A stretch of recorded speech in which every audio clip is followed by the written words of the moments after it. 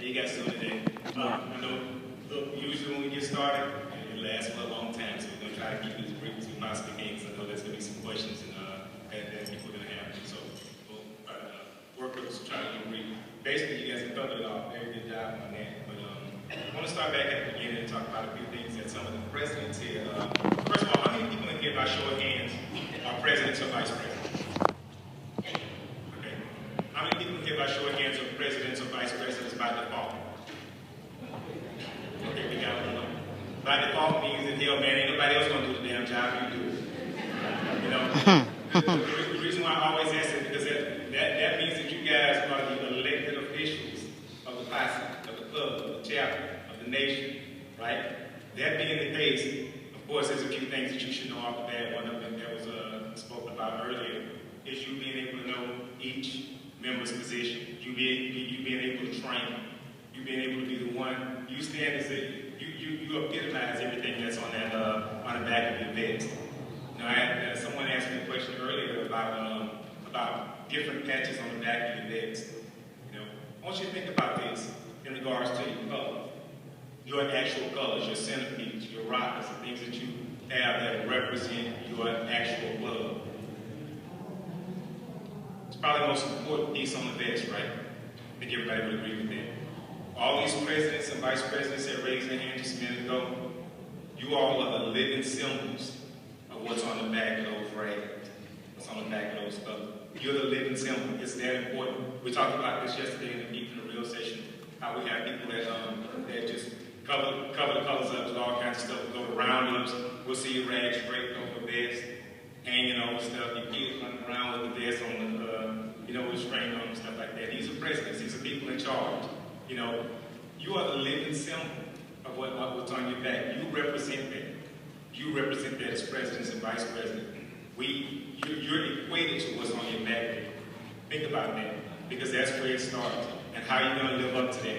How are you going to live up to what that symbol, what that patch actually means?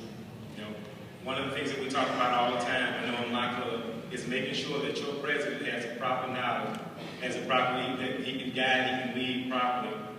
And it starts from example, right? You know, often when we see this, we get the opportunity to travel all over the country and look at how different clubs do it. Many a night you see presidents falling out on the floor drunk as hell. Members trying to get them, members trying to grab them, get them in the car, get them off somewhere. Is that how a president should act? Are you authorizing your members to act that way when you do it? You're giving them the right way to do it. That's the green light to say, go ahead and do that.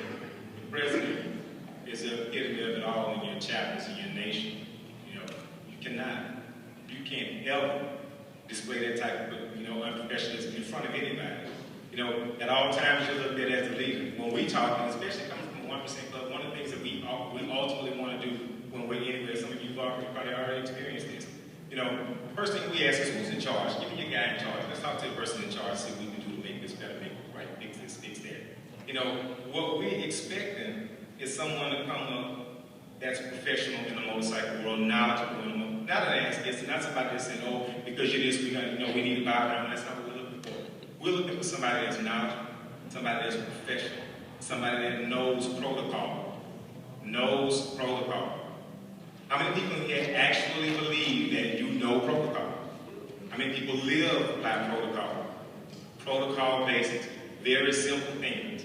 Very simple things. You know, if you went to a lot of these presidents here, and I've been having these conversations since I've been this, hey, how did y'all get started?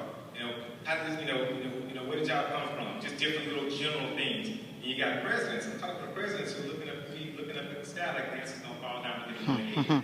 Hey, you're the president. You're supposed to know this inside and out. But I'm probably talking to presidents who get the job by default. You know, when you're elected into that job, right then at that very moment, when you start running for it, you know how you guys run for your offices. When you start running for it, when you start politicking, the moment you start politicking, you need to know, you need to be committed right there to having all the knowledge, having the knowledge base, having the people around you that are going to be able to support the right things, protocol-oriented people that are going to believe in what the club is about, not your plight. How many presidents in here impose their will on people all the time? It's going to be my way. How many people here use that old adage that, hey, the president's got the last say. That's the bottom line. You know, I said that's what it's going to be. If I had a dime for every time I stood up and talked about this part of it alone, and I usually like to talk about this with other club members present, not just you presidents and vice presidents, because the presidents are shaking their head no, and the members are shaking their head yes. No, that's my president up and down. They do that all day long. Well, you know, your job is not to impose your will on your club. It's not to impose your will. For that matter, one of the things that we see on a regular basis when we do training is we find out really quickly that the president think that they exist because because people work for them. They have people that work for them. That's not the way it works. You serve at the pleasure of your club. I want to make sure that everybody understands that. If it is not that way, it should be that way. You serve at the pleasure of your club, which means you can get your ass bounced out there at any given time when you're not doing the job the correct way. Does that mean that you should just be shot down when you don't do the thing, when you make mistakes? Are you going to make mistakes as presidents and vice presidents? Absolutely. Are you man enough, woman enough to go back to the chapter, go back to the club and say, hey, look, you know, there was an oversight on my part. I know better now, so I'm going to teach you better now. I'm going to show you better now. I'm going to make this better for the club. Because if you're not doing that, you can't admit your mistakes, you're not a leader. How many people here actually know who's going to bar your presidents and vice presidents? Who are you grooming to take your club over?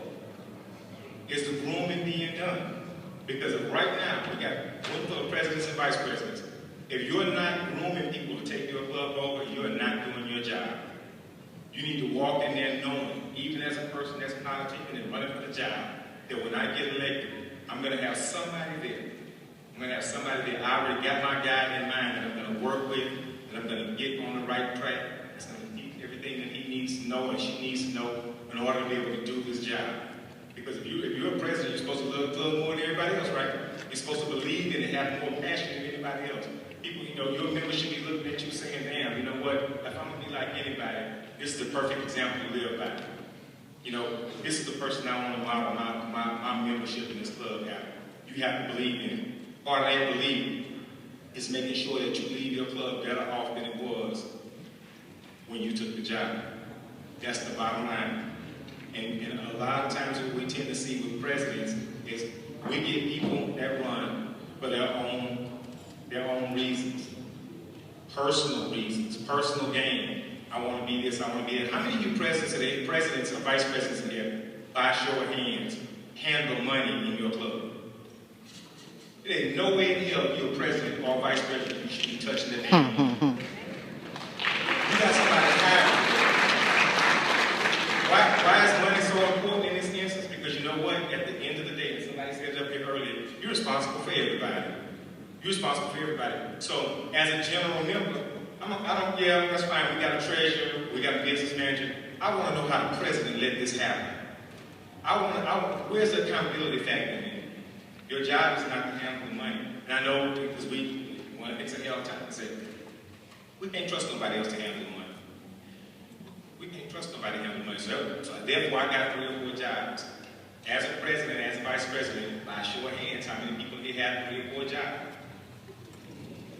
You are not doing your job.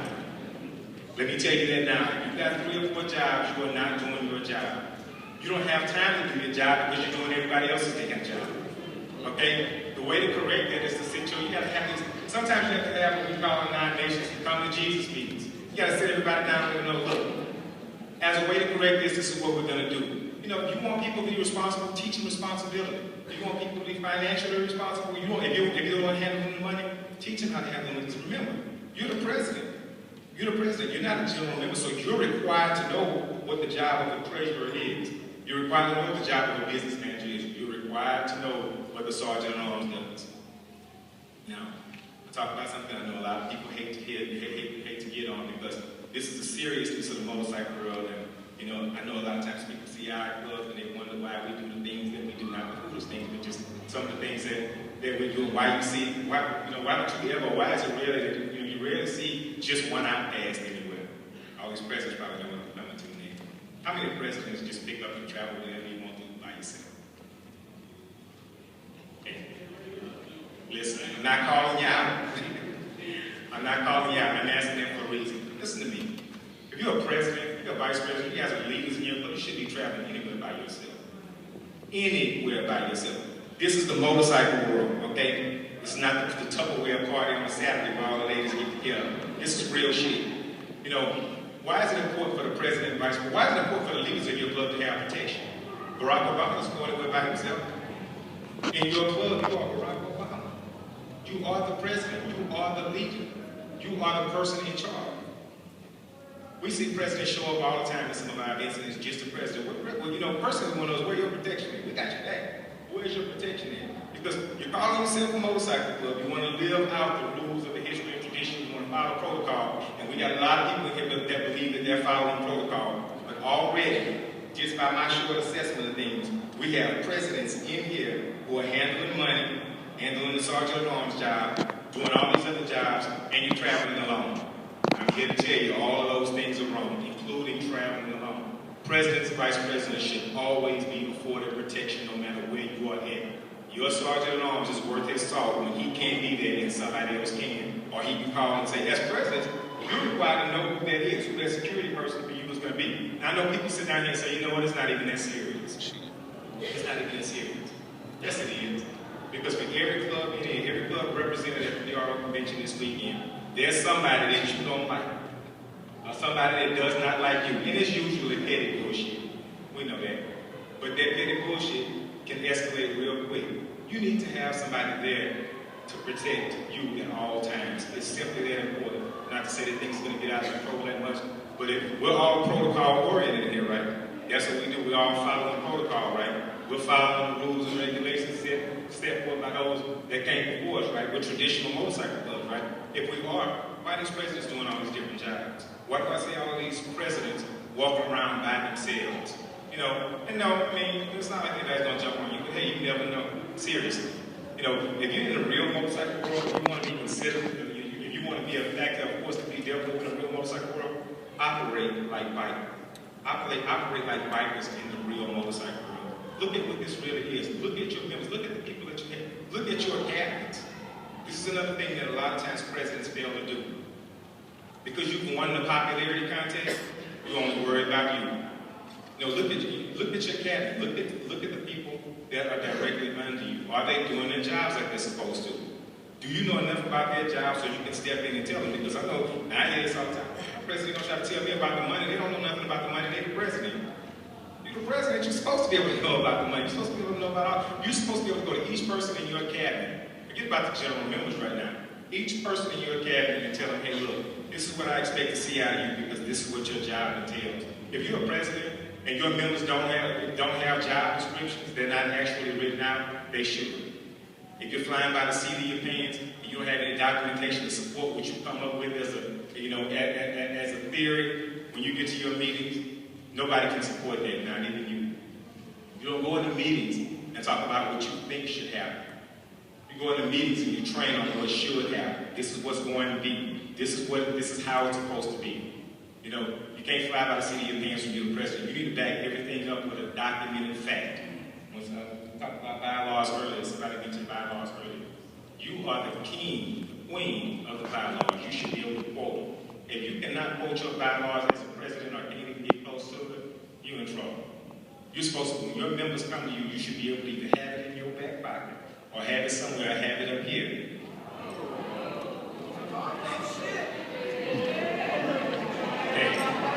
Get your hand in my pocket. Looks like we're the only ones without lights, so hold on a minute.